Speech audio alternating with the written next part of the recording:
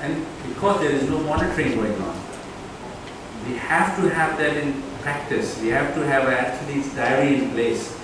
We have to have, because until we do that, because let's say he doesn't complete his goal, then the coach will ask, or the athlete will ask himself or herself, why didn't I fail? What happened? Why didn't I basket enough? Why couldn't I block people today in a game? So the objectives have to be there. Otherwise, the training or conditioning or whatever you want to do and achieve will never be there. Let's talk about proper warm-ups and cool-downs. Again, a very big issue. What it does is improve performance, prepare athletes psychologically, because when you do some running and do stretching and warm-ups, it will cause the blood, which is 98.6 degrees Fahrenheit, to run into your muscle and supple the tight tissues, and easy to move and easy to get. I tell you an example of a javelin, not your javelin, and a cricketer who used to really bowl very well, normally in his early days. And when he became a better bowler, he started throwing the ball badly. And what happened? He started to develop fat on this side of the body, so that every time his mind is thinking that his hand is going like that when he is bowling, whereas in real form the fat was preventing it and his hand was going here. And nobody could see that. If you ask him, are you bowling the same? And he said, yeah, it's in my mind, 20 years I am doing it. But when we did an analysis on him, this was in England, we found that his hand was going there. So if you are not flexible, if you are tight, bad warm-up, you want to throw the ball there, but your hand is still here. Mind is saying it's here, but its actual form is here. You will always miss the basket. You will always smash wrongly in the badminton shot. But with proper warm-up, proper stretching, you may be able to do what you have in your mind as a skill.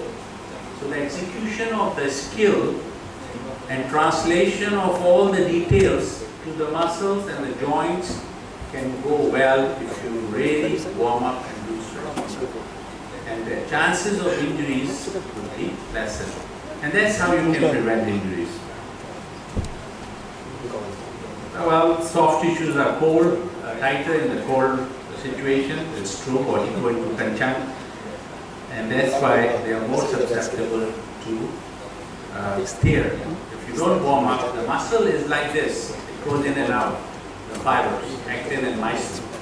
If they are not stretching properly, the possibilities, those which are tight, and sudden stretch, you want to take a drop shot, and you have not warmed up enough, they will go and tear out. I did talk about the importance of water, because 95% of the muscle is made up of water. 60% of the total body weight is water, and water plays a major role also in preventing injuries.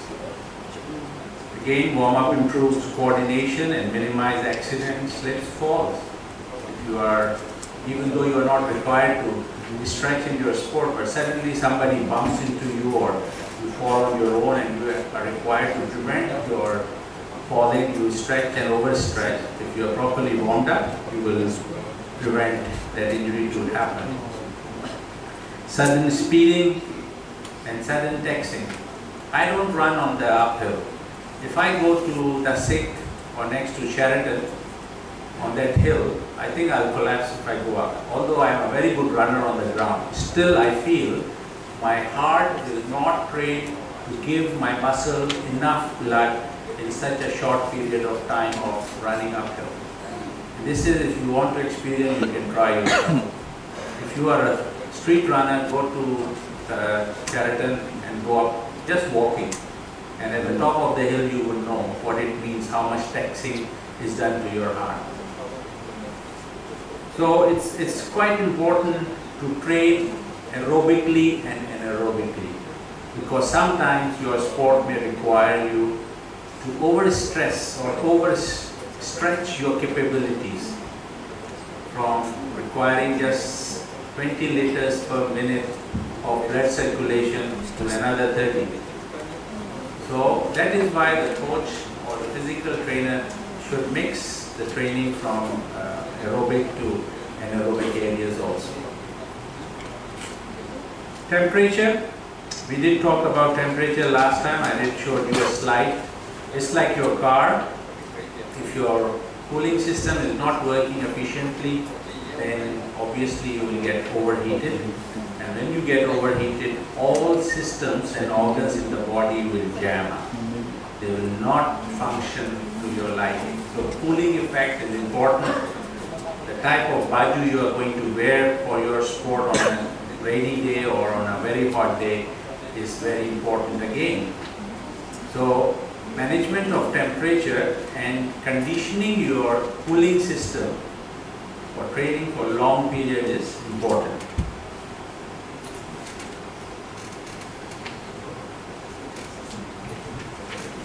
Okay, just stretching or wringing hands and limbering for 5 minutes. Then you can do stretching for 5 to 10 minutes depending on individuals. As I said, because of the tight joints or previous injuries, then you really do your warm-up as stretching the sport-specific muscle or warming them up in the position you want to. Then you do your primary activity, is your training session or your competition. Cooling down again is important.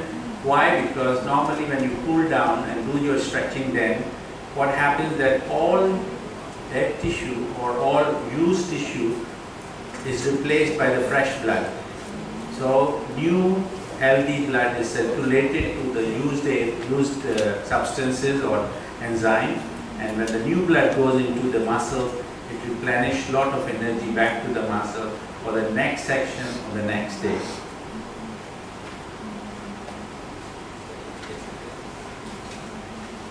Safe playing condition.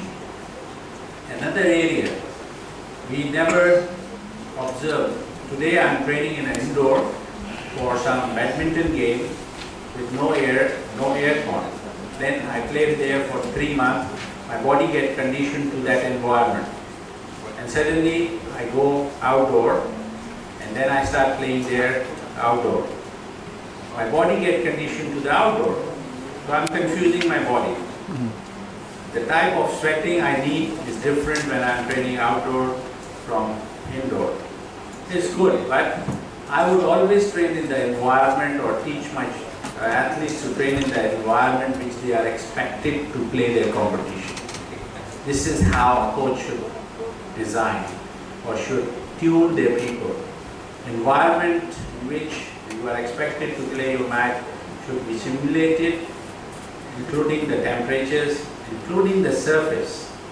Most injuries happen because of the surface of the ground and the type of shoe. If you are a netball player and you use tennis shoes, your 90% chances are that you will sprain your ankle, because the tennis shoes is required with the grip sole in the bottom to stop, and it has a lateral special protective situation which prevents you from overturning.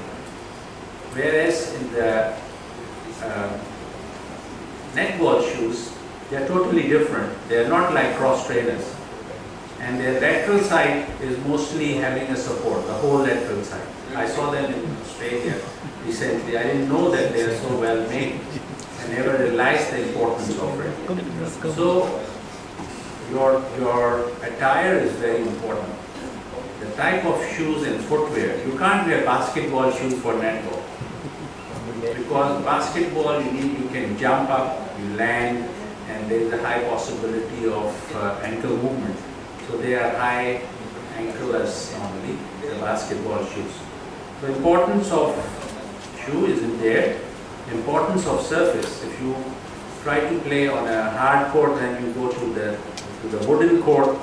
Again, the vulnerability and the adjustment, the mind adjusts to the surface and try to learn how slippery it is, how fast I can move on it, turning, twisting, like a hockey pitch. If you don't have a proper shoe, you can have a major ligament injury in your knee in a hockey ground with the artificial turf.